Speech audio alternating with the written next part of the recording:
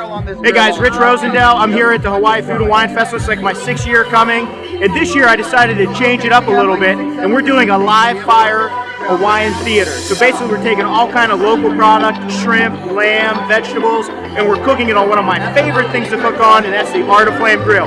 Let's go check it out.